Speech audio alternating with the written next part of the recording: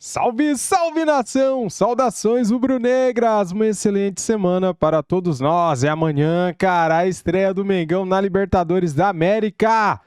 Galera, separei aqui para vocês dois cortes. Um corte do jogo aberto da Band, falando da vitória do Flamengo. E outro corte do programa F360 da ESPN Brasil, falando sobre o que o Landim falou sobre Gabigol. Assista o vídeo até o final, dá essa moral pra mim, deixa o seu like, se inscreva aqui no nosso canal e ative o sininho. As imagens são da ESPN Brasil e também do canal Jogo Aberto da Band, link na descrição como créditos. E amanhã, galera, tem Flamengo e Milionários lá na Colômbia, hein? Às 19 horas tem também The Strongest e Grêmio. Às 21 horas tem o Cobressal e o Barcelona de Guayaquil. E não é só isso, hein? Amanhã tem Copa Sul-Americana, 5 jogos de Copa Sul-Americana. Tem Premier League, cara, com 5 jogos também. Tem Copa da Alemanha e tem Copa da Itália, semifinal Juventus e Lazio. Dito isso, vamos aqui pro vídeo. Simbora! 3-0 é uma ótima vantagem. E eu falo do Flamengo, que aplicou esse placar para cima do Nova Iguaçu, que é um time muito elogiado, chega numa decisão inédita, mas Pedro estava inspirado, a equipe, o coletivo também, e o Tite sorriu nessa primeira decisão. Tranquilo. Tá mancando menos o Tite. Fez a cirurgia. Tá mancando menos, Ele fez a cirurgia. Que resume o que foi o primeiro jogo da final do Campeonato Carioca. Teve olé. No entanto, para chegar até esse momento da partida, é preciso rebobinar. Mais por essa marca, isso mostra a grandeza que é o Flamengo. Pedro chegou à marca de 118 gols com a camisa rubro-negra e é o artilheiro do Cariocão com 11 bolas na rede. Eu acredito que não só eu, mas todos da equipe ali têm feito um grande início de trabalho com o Tite, com a comissão técnica, e continuar nesse equilíbrio que a gente vem tendo nos jogos para fazer um grande ano e, claro, voltar a vencer, voltar a ganhar título é o que a gente quer também. Tudo pode acontecer, inclusive tudo. Pelo menos no aspecto de uma desenvoltura melhor, de nós sermos mais aguerridos, de realmente a gente voltar. Hoje não aconteceu. Aí a pergunta é o seguinte: não aconteceu, foi um mau dia. O futebol também tem disso. Agora é preciso no próximo jogo para que a gente possa realmente voltar e fazer um jogo digno e tentar buscar a vitória. O Flamengo me orgulha muito em ter tido a oportunidade de vir para o Flamengo e ter o convite. Eu sei que eu estou no Flamengo como técnico e isso me orgulha muito. Agora, no entanto, a equipe vira a chave para a disputa da Libertadores, porque na próxima terça-feira o rubro-negro terá pela frente, em sua estreia na competição continental, o Milionários na Colômbia. Eu aprendi na vida que sempre o próximo passo é o mais importante e que isso nos fortalece numa ascendência. Se eu ficar olhando para um segundo, para uma segunda situação, é o primeiro possibilidade de retrocesso que tem. No próximo domingo, as duas equipes voltam a se enfrentar para definir o grande campeão estadual de 2024. E é claro que você acompanha todos os detalhes aqui na tela da Band. Tudo na Band, tá demais essa decisão. Agora Dedê, vamos falar um pouquinho desse jogo do Flamengo, 3-0, um placar bem tranquilo e mais uma boa atuação do time do Tite. Mais uma boa atuação do time do Tite, assim, já vem jogando futebol, um bom tempo. Eu lembro que no começo do trabalho do Tite, Leirão, as pessoas falavam que o time não jogava bem e não conseguia plasticamente jogar do jeito que o torcedor gosta, né? Até pela qualidade que o time do Flamengo tem. Encontrou um Nova Iguaçu, acho que sentiu um pouco o nervosismo de jogar contra um Flamengo, uma decisão de campeonato carioca. Aí vem um pênalti, e aí, se você me permitir, eu achei que não foi pênalti. Achei que teve o contato, ele caiu muito depois do lance. Não sei se foi suficiente, mas enfim, eu acho que dá para discutir essa penalidade. E aí, a partir do momento que o Pedro converte, abre o placar, o Nova Iguaçu não conseguiu em nenhum momento ter o controle do jogo. Um elogio ao Flamengo, que é o comprometimento, que é a seriedade dos jogadores enfrentando um time de menor expressão, mas com muito respeito. Foi um jogo bem movimentado por parte do Flamengo, Loirão. Aliás, eu quero destacar o Pedro, porque ele não foi convocado pelo Dorival Júnior agora na data FIFA e é um jogador que está sempre no radar, que está sempre querendo fazer gols, mostrando competência. É um dos melhores atacantes aqui, atuando no Brasil. E no jogo do final de semana, ele arrebentou, não apenas pelos gols, mas fez o gol de 13.000, número 13.000 do Flamengo na história, e é o artilheiro da competição. E não tenha dúvida, Loirão, que o sistema que o Tite utiliza, o De La Cruz, o Arrascaeta, o Everton Cebolinha que a gente está vendo na imagem, às vezes o Luiz Araújo por um lado, o Ayrton Lucas que está toda hora dando opção de linha de fundo e tudo mais. Então é muito volume de jogo pelos lados do campo, é muita criação no meio de campo. E aí facilita um jogador que tem talento como o Pedro. Ele é um jogador que ele consegue, até fora da área, fazer algumas jogadas individuais, mas a presença dele dentro da área, com tanto volume de jogo, tanta construção, então ele recebe bola de linha de fundo, ele recebe bola de frente do De La Cruz e também do Arrascaeta. Então, conforme vai decorrendo o jogo ali, vai acontecendo o jogo, as oportunidades vão surgindo e ele está num bom momento. Ele não deixa passar uma, duas oportunidades. Pelo menos uma ele guarda. Agora, o que você achou da contratação para um reserva do Pedro, Carlinhos, que é jogador de destaque do Nova Iguaçu, um artilheiro, e que agora numa janela meio mirabolante, meio estranha, porque não é autorizada necessariamente pela FIFA, esses times menores conseguiram fazer algumas vendas, entre elas Carlinhos, com a suspensão por enquanto do Gabigol, é um nome interessante para justamente ser um reserva para o Pedro. Bem lembrado, Loirão, em relação ao caso do Gabigol, eu vi o Marcos Braz falando sobre essa possibilidade de perder o Gabigol, então eles já pensaram rápido e contrataram o Carlinhos para ser ali uma espécie de substituto do Pedro. Até tem a mesma característica, né? Uma boa estatura, um jogador que tem qualidade ali dentro da área, pode ser essa referência, então tem que parabenizar a diretoria que pensou rápido em relação a esse possível problema que o Gabigol pode ter, né? De não jogar mais durante esse longo período. Então o Flamengo foi inteligente e esses clubes menores, quando disputam os estaduais, normalmente o segundo semestre você vê muitos jogadores atuando por clubes, enfim, de Série B, Série A, que agora é o caso, que vai ser o caso do Carlinhos. E ele sai da Série D, que seria o destino do Nova Iguaçu, para jogar com o Flamengo. Agora, a pergunta que eu faço é outra. Uma vantagem super expressiva, 3-0, mas tem o jogo na Colômbia contra o Milionários pela Libertadores, estreia na competição e depois o outro jogo final. Isso pode atrapalhar, pode tirar o foco do Flamengo? Acho que não, Loirão. Ouvindo a coletiva do Tite, falando da seriedade, eu acabei de citar aqui o comportamento que o Flamengo teve diante do Nova Iguaçu, sem dar nenhuma oportunidade para o adversário. Acho que deve jogar com o time principal em Libertadores nessa estreia, que para muitos clubes começa praticamente a temporada, e para o final de semana também ele vai entrar com força total para segurar o título carioca. Olha, tem muita coisa para o Flamengo, tem Copa do Brasil, tem o próprio Campeonato Brasileiro e a Libertadores. Será que tem algum objetivo principal na cabeça do Tite? Com o elenco que tem, Loirão, eu acho que é um dos poucos clubes que não dá para priorizar uma competição. Eu acho que a Libertadores é um campeonato muito interessante, que nos últimos anos vem chamando a atenção dos times brasileiros, mas tem um elenco de muita qualidade que dá para lutar por todas as competições. Muito bem, Dedê. O Flamengo que começou a temporada com tudo, a torcida também está super animada. Rodolfo Landim, presidente do Flamengo, também falou sobre o futuro de Gabigol. Abre aspas para o presidente Landim. Vamos fazer uma proposta. O Gabigol vai ter essa oportunidade para ele decidir. Então não dá para falar unilateralmente se a gente conta com ele ou não. Certamente vamos querer contar, mas pode ser que ele tenha outras oportunidades melhores do que jogar no Flamengo? Que tipo de recado é esse? Vai estar na mão dele. Entrevista do presidente à Rádio CBN.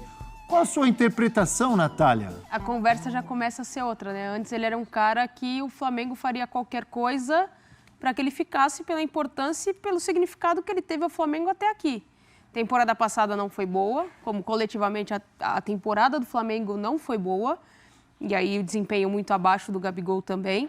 Nessa temporada ele se reapresenta antes, ele treina antes, volta fininho, volta disposto, só que enfrenta um técnico que já demonstrou que não é ele o titular, independente da circunstância. O titular dele é o Pedro. E ele come um banco de reservas e tendo pouca minutagem, inclusive, em determinados jogos do Campeonato Carioca. Quase nenhuma minutagem. Exatamente. E o Pedro metendo gol todo jogo. Exato. E agora você tem... Porque quando o Pedro não estava fazendo gol, havia um clamor da torcida pela entrada do Gabi. O Pedro está fazendo gol todo jogo. 1, 2 gols, está sendo decisivo. O time está encaixado. E agora tem essa questão do doping. Não dá para brincar com essa galera de doping.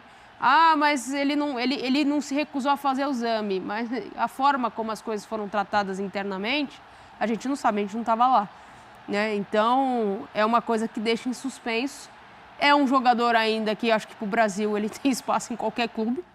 Qualquer clube. Então, o que eu interpreto da fala do Landim é: o futuro está aberto. Se ele tiver outra proposta, ele achar melhor, o Flamengo não vai se opor. O momento Flamengo e Gabigol é claramente outro, né? Para quem já foi o grande ídolo do Flamengo depois do Zico e tal, numa situação meio de queres, não queres, diz. Parece que quando eu era criança, que falar para minha mãe, posso? Ela falava assim, tua cabeça, tua sentença. Ele está deixando meio em aberto aí que se o Gabigol não ficar, a vida continua. E o Flamengo terá que tomar uma decisão também pressionado por essa situação do Gabigol poder assinar um pré-contrato com qualquer outra equipe. Ele pode sair de graça, né? Então o Flamengo tem que acelerar essa questão. Mas o Landim parece muito mais reticente. Imagina se a gente falasse há 1 ano e meio, 2 anos dessa situação envolvendo o Gabigol, ninguém ia acreditar, né? Ele era um ídolo absoluto, que já não é mais. E precisa ter muito cuidado no tato dessa situação.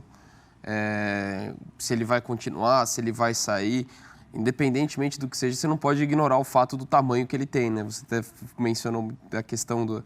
Talvez seja o maior jogador depois do Zico, pelo carisma, por tudo que conquistou. Então tem um cuidado para não existir uma ruptura, porque você está falando com alguém que representa muito, tanto que a torcida toda hora, como a Nath lembrou, pedia até quando não tinha motivo, porque ele não vinha jogando bem e o Pedro não dava motivos para sair. Então, e é uma questão que, nitidamente, assim, você vê as aspas do Landim, mudou a situação. Assim, é um cenário bem diferente. E hoje até, você vê um cenário que para o Gabigol é mais importante para ele a continuidade do que, de repente, para o Flamengo. Pensando no time titular hoje, nas peças que o Tite dispõe, como tem jogado. Até o Flamengo, quando contrata o Carlinhos agora, fala que não tem nada a ver com a situação do Gabigol, mas não deixa de ser uma posição que o Gabigol disputaria. Claro que tem, né? Totalmente, porque assim... Hoje tem uma reserva pro Pedro. Não, e se a decisão se manter da punição, o que você faz? Exato. E assim, o Tite já falou de como enxergava o Gabigol, nem tanto um atacante ali pelo lado, né, para jogar em outra função. Nessa posição que ele disputaria com o Pedro, já chega mais um cara para disputar. E o Carlinhos tem mais a característica do Pedro, né? O cara de referência. Tem mais de área. Você pode discutir a questão do nível técnico, mas de característica é quem mais se aproxima mesmo. Eu senti nessa fala do Landim, óbvio, ele falou, vamos tentar, vamos fazer proposta, tal, mas é isso que vocês falaram. Já não é mais aquele intocável... Vamos fazer, não foi, eu não senti, vamos fazer de tudo para ele ficar. O Flamengo bem hoje, diferente, né? O Flamengo hoje depende menos do Gabigol, né? Precisa menos do Gabigol, a verdade é essa, do que já precisou. E sobre essa história, eu acho que cronologicamente ele é o maior depois do Zico. Alguns até acham na história toda do Flamengo, aí eu acho um pouco demais. Mas cronologicamente...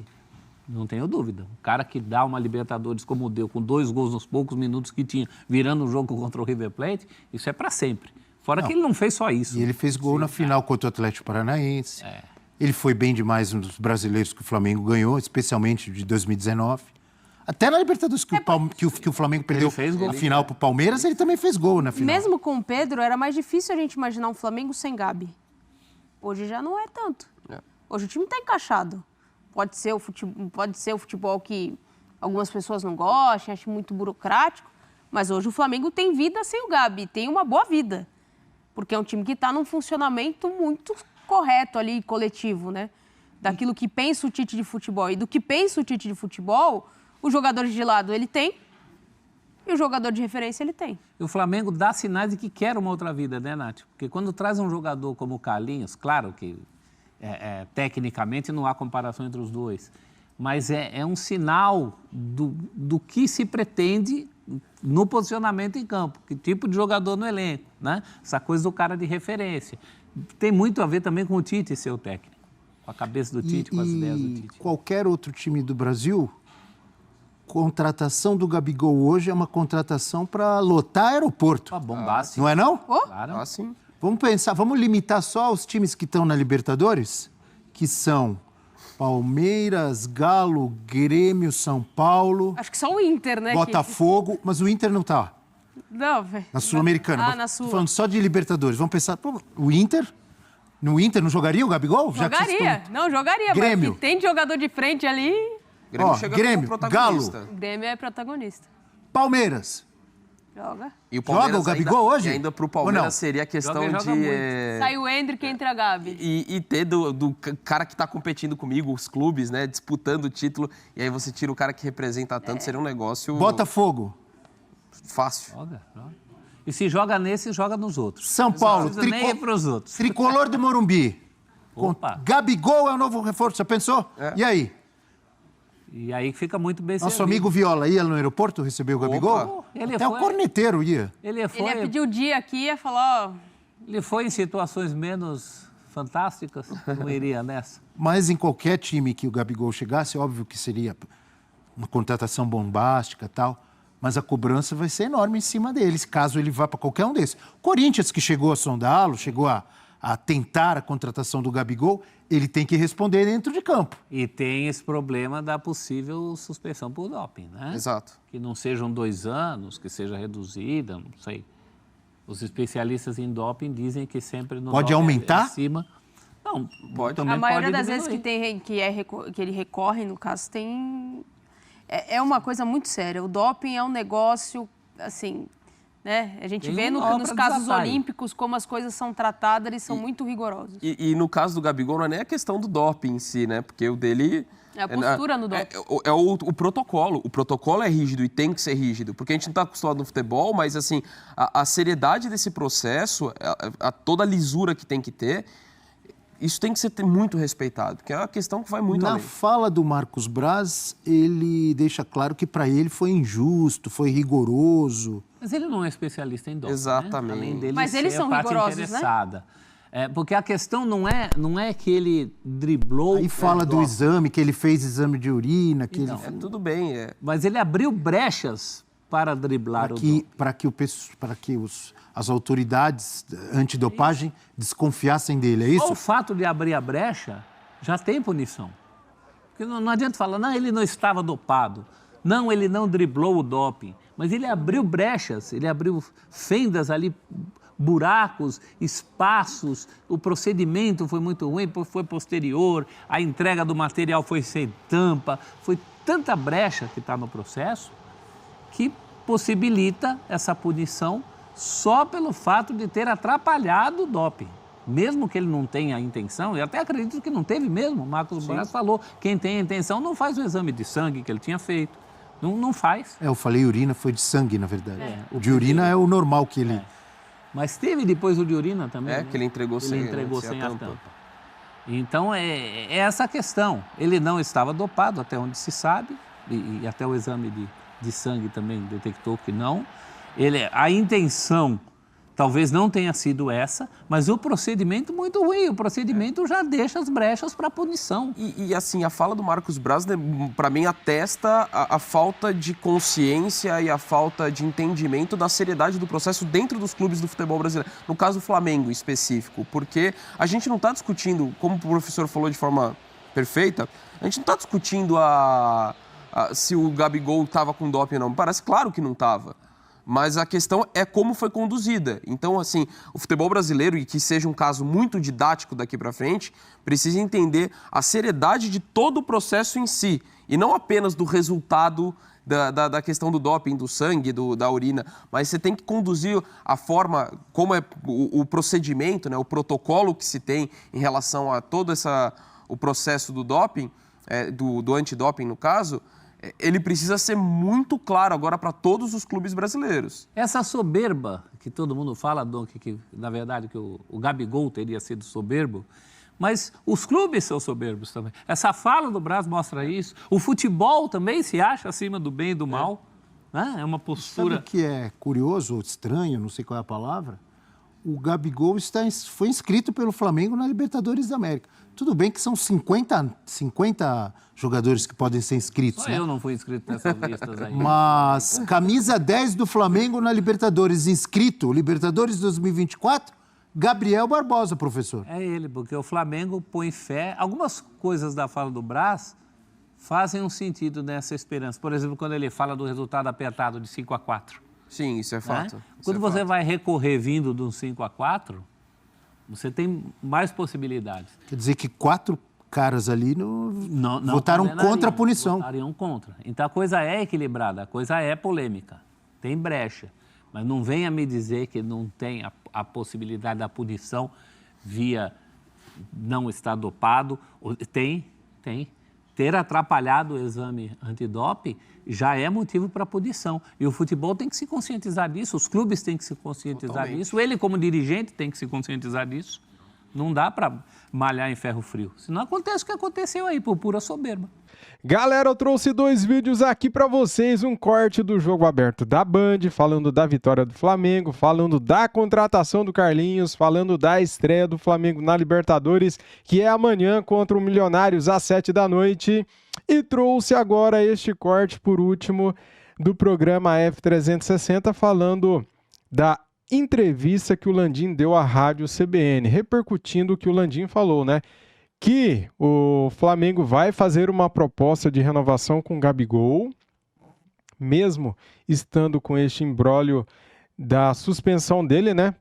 Por tentativa de fraude antidoping. Mesmo assim, o Flamengo irá fazer uma proposta de renovação com o Gabigol, porque o contrato dele vence no fim do ano, só que se ele for suspenso, isso pode mudar. Então, Rodolfo Landim falou o seguinte, que a proposta está nas mãos do Gabigol e ele vai decidir o futuro dele, se ele quer permanecer no Flamengo ou se ele quer deixar o Flamengo para jogar em outro clube, né? O recado foi dado. Eu acho o seguinte, cara, que se o Gabigol for punido por 1 ano, este contrato deve ser revogado, né? Deve ser adiado, prolongado no caso, né? Para ele ter um fim de contrato até o fim de 2025, até o fim do ano que vem. E com isso, creio eu que o Flamengo deixaria de pagar ele por este 1 ano que ele vai ficar parado, né, cara? Porque a culpa não é do Flamengo, a culpa é do próprio jogador, né? O Flamengo não vai ficar pagando 1.600.000 por mês porque o cara foi punido e a culpa é só dele. O Flamengo não tem nada a ver com isso. Agora, se o Gabigol não aceitar a proposta do Flamengo, daí ele vai sair. Daí não há o que fazer. É um gosto, é uma vontade do jogador, né? O gosto dele, a vontade dele vai prevalecer. Se ele vai querer renovar ou não. Porque, cara, se ele renovar, ele é novo ainda, galera. Tem 27 anos. Se ele renovar com o Flamengo, depois ele tem muito chão ainda, muita lenha para queimar. O que você acha sobre isso? Comente aqui, fique à vontade. Quero agradecer a todos vocês que assistiram o vídeo. Deixa o like, se inscreva aqui no nosso canal e ative o sininho. Saudações rubro-negras e até mais. Fui!